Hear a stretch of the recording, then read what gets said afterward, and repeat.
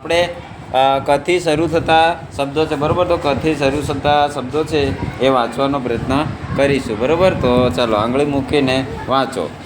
કબૂતર, ના, કમળ, કાગડો, કેળું, કાચકો, કળી,